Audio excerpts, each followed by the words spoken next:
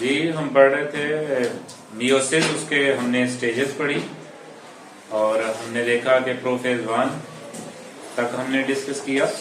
अब हम उसको मजीद आगे बढ़ाते हैं, जो कि है आपका मेटाफेज 1, फिर एनाफेज 1 और टीलोफेज 1।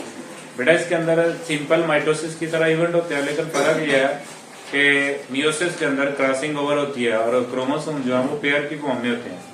ठीक है, तो बाकी काम जो है उसी तरह होता है, लेकिन arrangement of chromosome same as होती है। लेकिन फर्क क्या है कि उनकी पेयरिंग का फर्क होता है, उनके अंदर क्रॉसिंग ओवर होती है। पहले माइटोसिस के अंदर ऐसा कुछ नहीं होता। तो देखते हैं हम क्या है इसमें मेटाफेज 1। अब देखो बेटा इसके अंदर क्या करते थे, आपको पता है ये आपका क्या है, स्पिंडल फाइबर है। ठीक है, किनेटोकोर स्पिंडल फाइबर। ये अपने आप को क्या करते हैं, इक्वेटर के ऊपर अरेंज करते हैं इस तरह। इसको कहते हैं जी मेटा फेज प्लेट। ठीक है, इक्विलेटर्स अपने आप को अरेंज करते हैं किसके ऊपर, स्पिंडल फाइबर के ऊपर। ठीक है, इस स्टेज को हम बोलते हैं आपका क्या जी, मेटाफेज। ठीक है, और यहाँ पे देखा आपको अभी भी वो जिस तरह क्रॉसिंग ओवर हुई थी, पेयर थे होमोलोगस, उसी तरह अभी वो सेपरेट ही हुए। उसके बाद होता है आपका एनाफेज। अब एनाफेज के अंदर क्या होता है कि इसके अंदर जो है वो अपोजिट पोल की तरफ जाना होता है। किसने जी, क्रोमोसोम्स ने, अपोजिट पोल्स। अब क्या होता है देखो, ये जो किनेटोकोर्स हैं ये शॉर्टन्स होते जाते हैं, इनका डिस्टेंस शॉर्ट हो जाता है, शॉर्टन होता है।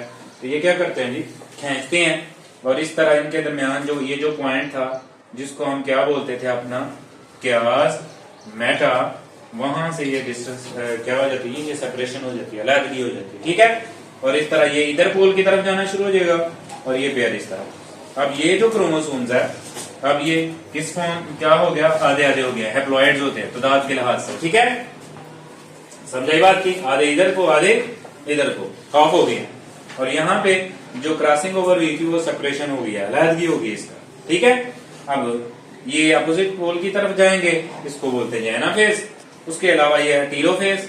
अब टीलोफेज के अंदर क्या होना है कि ये देखो, अब इसके अंदर नंबर ऑफ क्रोमोसोम जो हैं वो हैप्लॉइड हो चुके हैं, यानी कि उनकी तादाद क्या हो चुकी है, हाफ, आधी। ठीक है, ये देखो जी, ये 1 2 3 4, देखो 2 इधर आ गए और 2 इधर आ गए, हाफ क्रोमोसोम्स हो गए। ठीक है, समझे बात की, अलग अलग हो गए। और यहाँ पे आपने देखा कि और क्या होगा, ये जो आपकी क्या थी, न्यूक्लियर इनवेल्प, ये फॉर्म होना शुरू हो जाती है।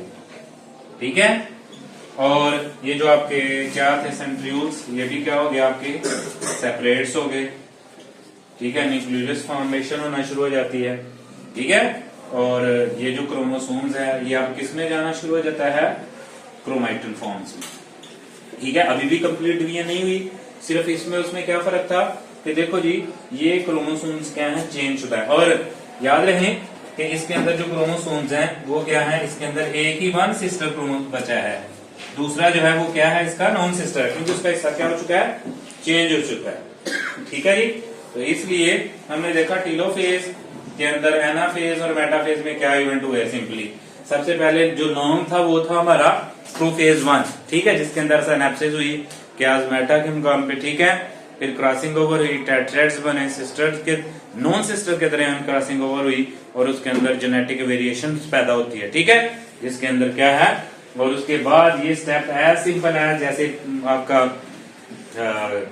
माइटोसिस के अंदर डन होता है, ऐसे ही हुआ है। लेकिन फर्क क्या है कि यहाँ पे क्रोमोसोम किसकी शक्ल में थे, पेयर्स की शक्ल में थे। ठीक है, और बाद में वो क्या हुए, सेपरेट हुए, और अभी भी किसकी फॉर्म में, ये पेयर फॉर्म है। लेकिन ये बात है कि यहाँ पे सिस्टर क्रोमोसोम्स नहीं है, वो क्या है, नॉन सिस्टर क्रोमोसोम्स हैं। ठीक है, समझाई। प्रोफेज 1 के अंदर क्या होता है, मेटाफेज प्लेट बनती है, एनाफेज के अंदर क्या होती है, टुवर्ड पुल फोर्स लगती है और वो अपोजिट पोल की तरफ जो क्रोमोसोम में जाना शुरू हो जाते हैं।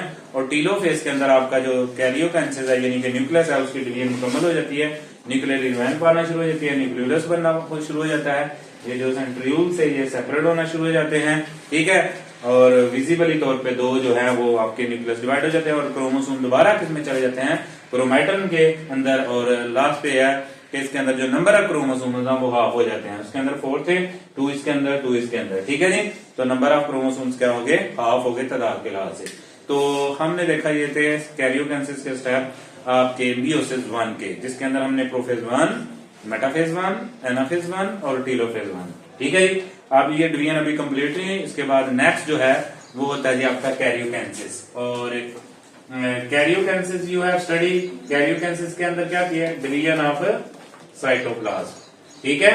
अब इसमें से जो साइटोप्लाज्म है वो क्या देगा, डिवाइड हो जाएगा। मीन यही जो इसका साइटोप्लाज्म था यहां से क्या हो जाएगा, मॉडिफाइड होकर डिवाइड हो जाएगा, ठीक है। और इस तरह से एक सेल से कितने सेल बन जाएंगे आपके, 2 सेल्स आर फॉर्म्ड, ठीक है।